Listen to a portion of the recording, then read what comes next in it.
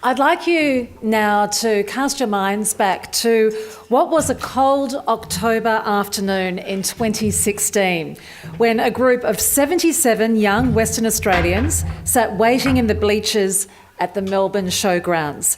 They were about to enter one of the biggest challenges of their lives as their skills were tested against their peers from right around the country. WorldSkills Australia competitions are often referred to as the Skills Olympics, and these elite members of Team WA had proved their worth by winning their regional heats at state level.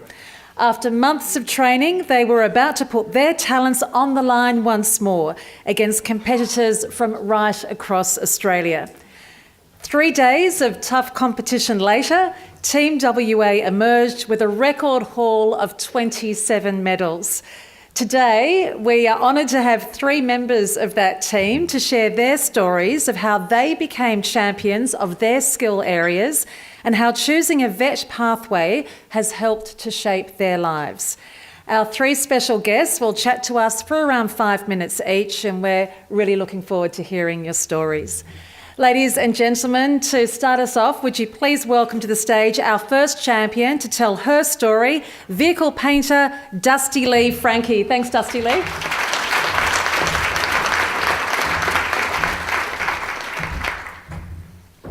Hello, I'm Dusti-Lee Franchi. Thank you to the department for inviting me here today. I'm here to talk about my journey from struggling in high school to becoming the national WorldSkills gold medalist and hopefully the world champion later this year in Abu Dhabi. I currently work at Stokes and Renk, a panel and paint shop in O'Connor. It's where I started my apprenticeship. I love my job and I love where I work. But let's start with school. School was not easy for me. I found it difficult throughout my school years with English and most written subjects. I found it hard to stay focused and understand what I was learning. In school, I enjoyed the hands-on subjects like metalwork, woodwork, sports, arts and outdoor education, as these classes let me express myself. When I got to year 11, I was given the choice of going to TAFE and doing work experience. I thought about being a hairdresser, so I started work experience 2 days a week in a salon. I hated it. Left me feeling disheartened and lost, not knowing what career I was going to end up doing.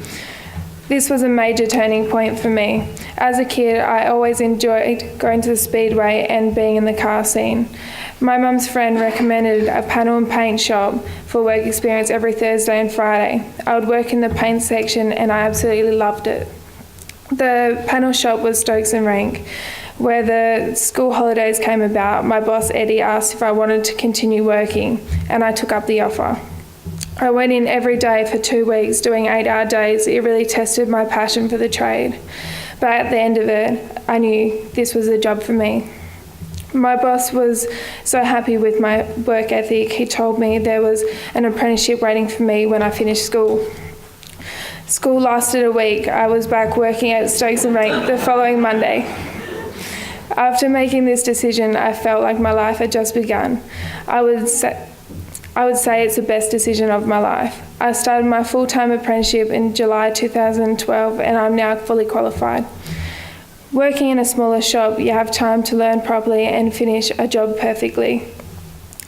When I started TAFE, I was worried about the bookwork, but the TAFE lectures were so helpful, it was a breeze.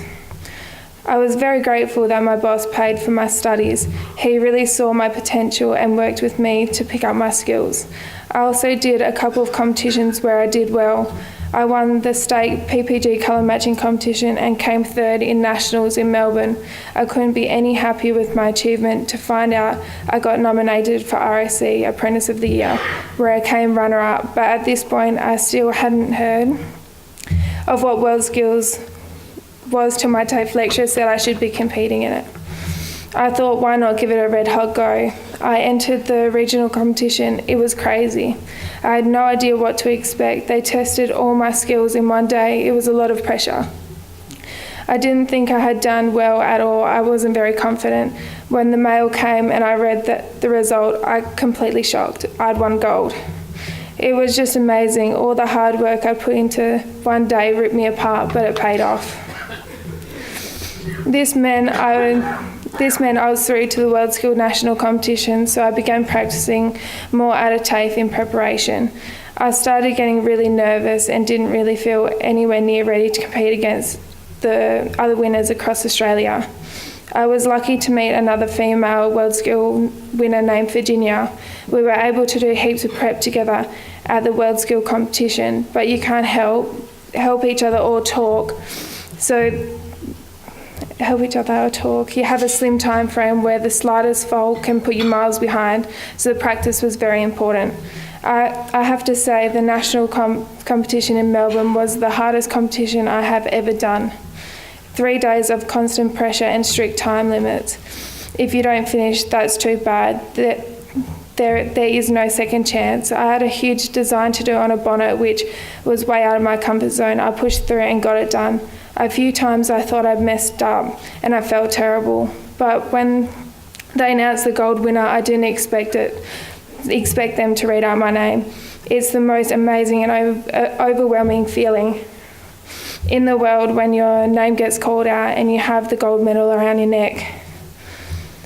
All that hard work was worth it, not just because I had the gold medal, but for the confidence it's given me. I'm now working at a much higher standard. I can also easily work under pressure. Those few days of competition have prepared me for any challenges in the workplace. I now have a lot more training to do for the international competition in Abu Dhabi, which will even be more intense. Right now I dedicate at least 3 evenings a week to training on top of a full-time work. If I'm not doing designs at home, I'm at TAFE, and if I'm not at TAFE, I'm at work doing everything I possibly can to be better. I love to bring the gold home for Australia to do us all proud. Recently I was named a future leader by a leading industry magazine. It was a big eye-opener for me as they could see the potential I have to lead in the industry. All the hard work that goes into everything I do would not be possible without my boss Eddie for being there for me, pushing me to achieve my best and encouraging me for participating in the once-in-a-lifetime opportunities. My mum and dad for being super supportive since the start, as well as my TAFE, WorldSkills and my mentor Brad. I'm so proud of how far I've come. I may have not been the smartest, but I have got where I am today because I love something I do. A while ago I was in the gym and on the big inspiration board it said, in life there's a winner and a loser who both fail, but it's the winner who gets back up and tries again. This quote truly inspires me to keep going and I'll keep challenging myself to do best. Thank you.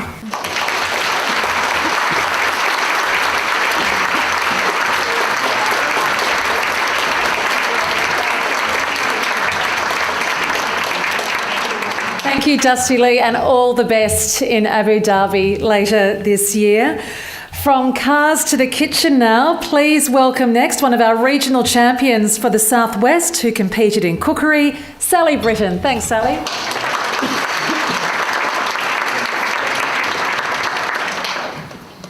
Good morning. My name is Sally Brittain and I would like to thank the Department of Training and Workforce Development for inviting me along to share my story at the forum today. I live and work in the southwest of WA and I'm now a fully qualified chef, but my journey has not always been a straightforward one. I've learned how to cope with changes and decision making from a pretty young age, but I think that it has helped me along the way. My first experience with change was 1 week before my 10th birthday. I'd been feeling quite unwell and then got very sick and was rushed to hospital. I was diagnosed with type 1 diabetes and made a full recovery, but it meant that I'll be on medication for the rest of my life. I'd been really involved in sports at school and at first I was worried that it would slow me down, but I was lucky enough to have my family who taught me not only how to manage my blood sugars, but also the value of a sensible approach and great support network. I never let it stop me from achieving what I wanted to do. My next big change was on leaving school. I had studied ATAR subjects and I had the grades to follow my plans to study either accountancy or nursing afterwards, but was not sure either were for me. Since the age of 14, I'd been working part-time in the Ferguson Valley in the kitchen of a small winery and I loved it. I did general jobs, washed up and helped the chef. So when I was offered a chef apprenticeship by a friend of the owner after I finished school, I decided to give it a go. I started my apprenticeship in a small brewery in February 2014, and I can still remember my first day walking into the Bunbury TAFE for training. I'd only been working a few days, I didn't have my uniform yet or my knives, and I was the only girl in the class. I was really nervous. I need not have worried. My lecturer, Alan Potaka, was fantastic, and I was lucky enough to have him for my whole apprenticeship. It was he, along with my family, who encouraged me to compete in competitions to push me that little bit further. I'd heard a little bit about WorldSkills through my dad, who'd competed as an apprentice carpenter, but I decided that it was not for me. In 2015, though, my lecturer somehow persuaded me to give it a go, and to my delight, I managed to win gold in the Southwest Regional Competition.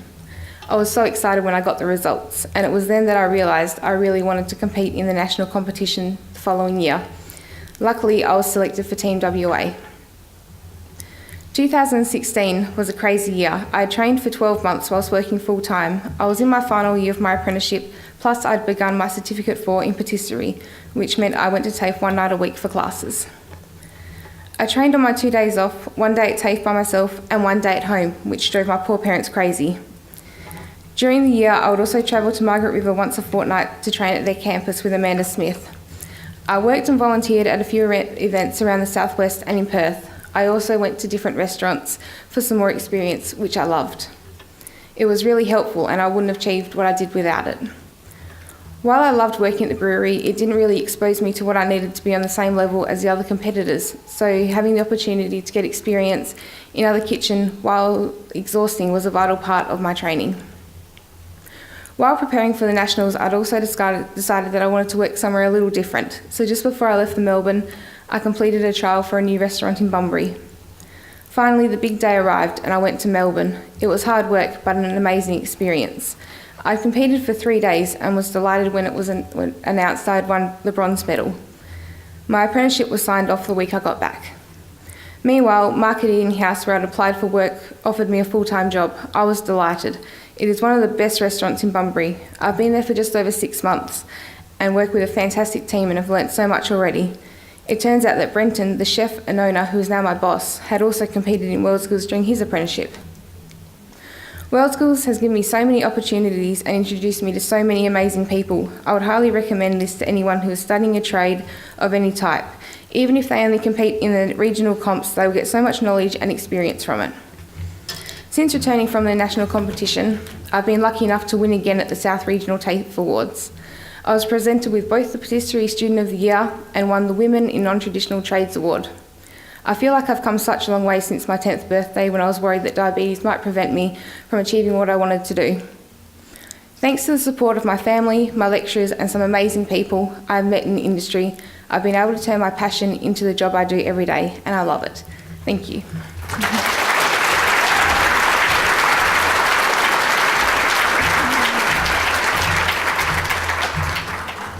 Thank you, Sally. And finally, please welcome one of the Vet in Schools champions who competed in metals and engineering. Please welcome Thomas Pratt.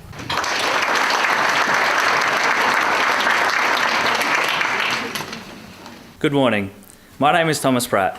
I was the winner of the gold medal in the Vet in Schools Metals and Engineering category at the WorldSkills International Competition last year, and I am currently a first-year electrical instrumentation technician. Firstly, I'd like to start by thanking the Department of Training and Workforce Development and the organisers of this year's forum for giving me the opportunity to share my story with you all. It was in Year 10 when my vet journey began, when it was time to make one of the biggest decisions of my life, to pursue the ATAR and university pathway or the vet and apprenticeship pathway. I was surrounded by influence, all my teachers telling me that a straight-A student like myself would be wasted by not going to university. But I couldn't deny the fact that I loved vocational subjects, and looking back, realising that I had done as many woodwork and metalwork classes as I possibly could. Despite all the influence and confusion I was faced with, I was lucky enough to have an ace up my sleeve. 2 older brothers who were both very successful in their chosen paths, one who pursued university and one who pursued a trade. This gave me a first-hand look at the pros and cons of each choice, and after much time weighing them up, I decided that obtaining a trade would be the best option. I could earn while I learn skills I could not only use at work, but on a day-to-day basis, and in the future, there was always the opportunity to further my studies at university if I changed my mind. I was fortunate enough to have an engineering program which was run at my high school called the KIC program. which is a joint venture between Gilmore College, South Metropolitan TAFE and Kwinana Industries Council. The program had many great things to offer. A Certificate 2 in engineering, work placements at many of the major companies along the Kwinana Industrial Strip, an opportunity to get a taste of process plant operations by completing 10 weeks of units at ASAP TAFE, plus the skills needed to obtain an apprenticeship, such as resume writing and mock interviews, so when the time came, I would be ready. On top of all of this, the course presented the WorldSkills opportunity, which I was lucky enough to experience. My WorldSkills journey started with being selected by my teachers to compete at the regional competition. I was no more talented than the other students in my class, but I had a perfectionist mindset and a hard-working attitude where rough enough was not good enough. And if I couldn't make something to a standard I was proud of, I would practice and try again until I was satisfied. In the back of my mind, I always had the thought, complete any work as if you were going to present it in an interview for your dream job. This mindset would get me chosen to compete locally, but little did I know it would end up with me being the best in the nation for my category. I had an incredible passion to win the regional competition, not only for myself, but for my brother, who 2 years before had came second in the competition by only a point. I went to school early for the weeks leading up to the competition to practice and refine the skills I knew would be needed. Before I knew it, the competition had arrived, and I finished the day being content with the project I produced. Like anything, it could have been better, but I had to remind myself that I was a 16-year-old student and not a master machinist who had been on the tools for the past 40 years. It may not have been as perfect as I would have liked it to have been, but it was enough to win the regional competition. The national competition was a daunting thought. Competing against the best students from each state at such a large event seemed overwhelming, and I knew to be successful again, I was going to have to practice a lot. I continued going to school early to practice, and I signed up for a night course at South Metro TAFE Rockingham to perfect skills I was going to need. I also spent time at Midland TAFE to get another perspective on how I could complete the project from the lecturers there. I was on the verge of insanity after making the project over and over, but I knew that being confident with my skills would ensure I could produce the project under pressure and to a standard my perfectionist self would be pleased with. All the hard work and countless hours devoted to practicing soon became all worthwhile as I found myself standing in first place on the national podium, bringing home a gold medal for Team WA. I looked back while writing this speech and realised what a privilege it was to receive such high quality and wide variety of training. Through the final 2 years of high school, I was lucky enough to be trained not only by my teachers at school, by lecturers at 3 different TAFEs, and by several tradesmen from major companies along the Kwinana Industrial Strip. On top of this, I signed up for a night course at TAFE as I wanted to further my skills to become more competitive when it came time for apprenticeship applications. I credit the chance to learn at multiple training facilities and workplaces and the opportunity to learn from a variety of lecturers and tradesmen for the knowledge and skills I have today. As for the next 4 years, I will be completing Certificate 3 as an industrial electrician with instrumentation units incorporated to obtain a Certificate 4.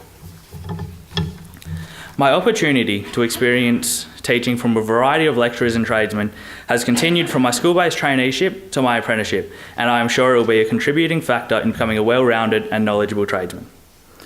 I got my current job after winning WorldSkills by cold calling Clean Heat because I wanted to change from engineering to an industrial electrician apprenticeship. They not only offered me a job, but a pay rise. Being someone who strives for goals, I already have many set, the first being to complete my trade and pass my capstone on the first attempt. I have also set myself goals for far into the future, such as continuing my learning, studying electrical engineering at university or to pursue a supervisory role. I'd like to finish today by reiterating the importance of goals. Goals are what give your dreams direction and motivation, and without a goal, your dream is simply just a dream. I have learned that no matter where you are, there is always more you can learn and achieve. If you realise you are not currently striving for a goal, set one, set many. A goal can be as small as planning to go to the gym after work and sticking to it, and just like that, you've achieved the goal. My experience has taught me, if you do nothing else, then just remember to keep setting goals, keep moving forward, and if a goal ever seems out of reach, don't change your goal, change your plan on how you're going to reach it. Thank you.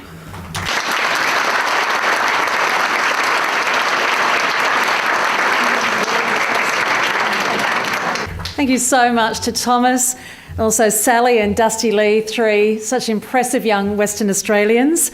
I'm such a strong believer, and I mentioned to the three of you at the start of today, of the power of sharing a personal story. And you have just demonstrated that. And I know you don't need good luck, but I want to wish it to you anyway. All the very, very best as your life continues. Would you please join me again in thanking all of you for joining us to share your stories today, to Thomas, Sally and Dusti-Lee. It's brilliant.